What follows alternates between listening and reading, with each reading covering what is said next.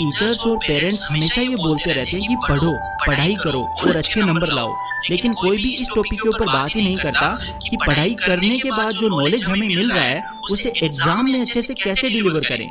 Teachers भी केवल पढ़ाई के ऊपर फोकस करने का ही बोलते हैं, लेकिन बैटलफील्ड यानी युद्ध के मैदान यानी एग्जामिनेशन हॉल में पेपर कैसे अटेम्प्ट करना चाहिए, किन किन बातों का ध्यान रखते हुए पेपर अटेम्प्ट करना चाहिए, ये बहुत कम ही लोग बताते हैं। जिसका परिणाम ये रहता है कि बहुत ज्यादा पढ़ाई करने के बावजूद भी स्टूडेंट्स को कम अंकों से ही संतुष्ट होना पड़ता है। पढ़ना जितना जरूरी है उतना ही जरूरी ये जानना भी है कि पढ़ा हुआ एग्जाम में आखिर डिलीवर कैसे करें। अगर आपको ये मालूम है कि एग्जाम में पेपर कैसे अटेम्प्ट करना चाहिए, किन बातों का ध्यान रखना चाहिए, कौन सी गलतियां नहीं करनी चाहिए, तो आप आपसे ज्यादा पढ़ने वाले स्टूडेंट को भी पीछे छोड़ सकते हो। बहुत सारे स्टूडेंट्स एग्जाम खत्म होने के बाद अक्सर ये कहते हुए मिल जाते हैं कि यार मुझे तो पूरा पेपर आता था लेकिन टाइम ही नहीं मिला, यार वो 10 नंबर वाला क्वेश्चन मैंने पूरा नहीं पढ़ा, जल्दीबाजी में मुझसे आता हुआ भी गलत हो गया। आप एग्जाम में ये सारी गलतियां ना करो, इसीलिए मैं ये वीडियो लेकर आया हूँ। एग्जाम में पेपर अटेम्प्ट करने की प्रॉपर स्ट्रेटजी क्या हो सकती है, उसी के ऊपर आज की इस वीडियो में हम बात करने वाले हैं। तो क्या है वो टिप्स जो आपके बोर्ड एग्जाम में रामबाण सिद्ध होगी, जानने के लिए बने रहना वीडियो के एंड तक। तो दोस्तों मेरा नाम है mister proton, so let's begin.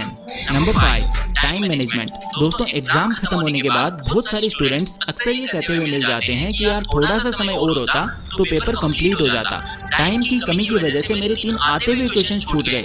दरअसल ये टाइम की कमी की वजह से नहीं होता है, ये होता है उनकी लापरवाही की वजह से। हर स्टूडेंट को पेपर खत्म करने के लिए एक समान ही समय मिलता है, लेकिन कुछ स्टूडेंट्स उस गिवन टाइम में पेपर कंप्लीट कर पाते हैं। टाइम मैनेजमेंट संबंधित ये गलती अच्छे स्टूडेंट्स को ले डूबती है।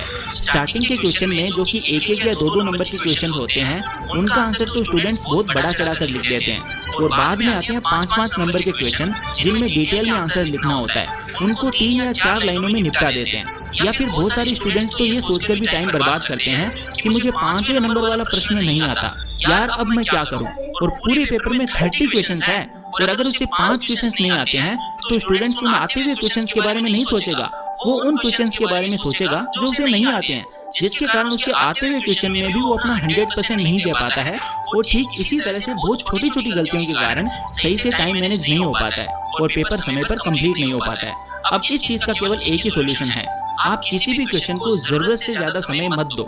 ये कभी मत करना कि यार चलो बाद में टाइम कवर कर लूंगा, इस क्वेश्चन में ज्यादा टाइम दे देता हूँ, बाद में कुछ कवर नहीं होने वाला है। अगर आपका पेपर 80 नंबर का है और पेपर खत्म करने के लिए 3 घंटे यानी 180 मिनट मिले हैं, तो आपको 160 मिनट में ही पेपर खत्म करना होगा, यानी 1 नंबर के लिए आपके पास सिर्फ 2 मिनट है।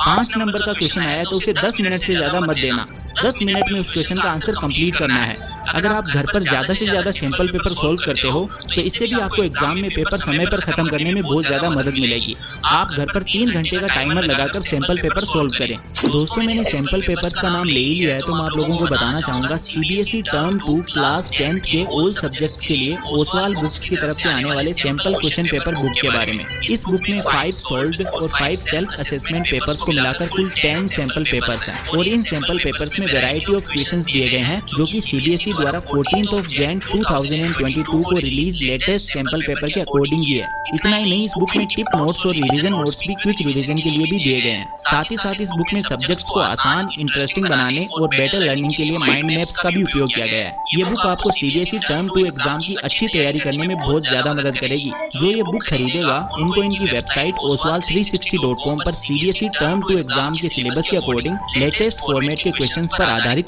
असेसमेंट्स भी मिलेंगे, जो कि इस बुक के साथ बिल्कुल फ्री है, तो डिस्क्रिप्शन में लिंक है, please check out. Number 4, attempt question paper in a sequence.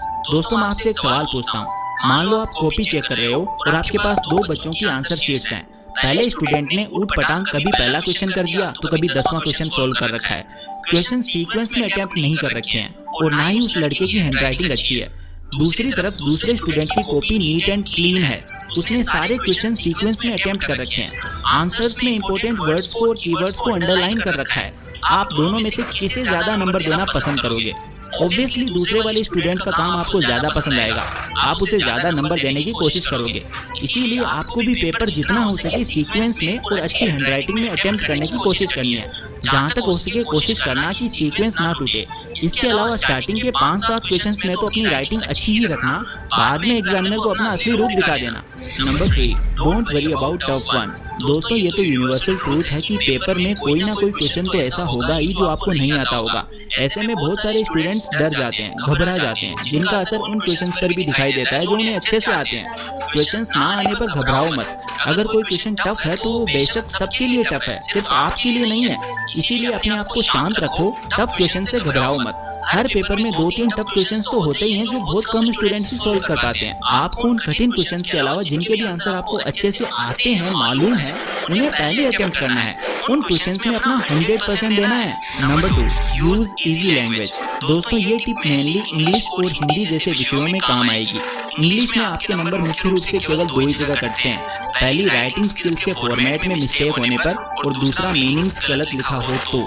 आपको फैंसी वर्ड्स यूज नहीं करने हैं, जितनी इजी वोकैब आप यूज कर सकते हो यूज करना है। ज्यादा कठिन शब्द नहीं लिखने हैं जिनके मतलब एग्जामिनर को नहीं पता हो। जितनी सिंपल भाषा में जितने अच्छे से आप अपनी बात को कन्वे कर सकते हो करने की कोशिश करनी है।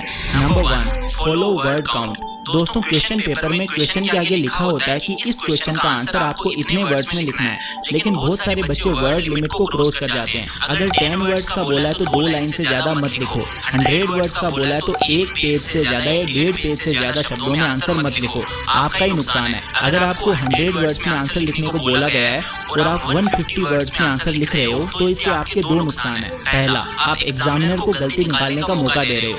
जो एक्स्ट्रा वर्ड्स आपने लिखे हैं उनमें एग्जामिनर गलती निकाल सकता है। दूसरा, वो एक्स्ट्रा वर्ड्स लिखने में आपको ज्यादा टाइम भी लगेगा, टाइम भी बर्बाद होगा। इसीलिए बेहतर यही होगा कि जितने वर्ड्स में आंसर लिखने को बोला गया है उतने शब्दों में ही आंसर लिखें। तो दोस्तों वीडियो को समराइज करते हैं। आपको वर्ड लिमिट क्रॉस नहीं करनी है। जितने शब्दों में आंसर लिखने को बोला गया है उतने ही वर्ड्स में आंसर लिखना है। टाइम अच्छे से मैनेज करना है, और अगर टाइम मैनेज करना सीखना है तो सैंपल पेपर्स को सोल्व करना है। तो ओसवाल के सैंपल पेपर्स की बुक्स को आप डिस्क्रिप्शन में दिए गए लिंक से खरीद सकते हो। आंसर्स आपको इजी लैंग्वेज में लिखना है और पेपर को सीक्वेंस में अटेम्प्ट करना है। अगर आप इन छोटी छोटी बातों का ध्यान रखते हो तो एग्जाम में आपको बहुत अच्छे नंबर प्राप्त होंगे। तो दोस्तों आज के वीडियो में बस इतना ही। अगर आपको ये वीडियो पसंद आया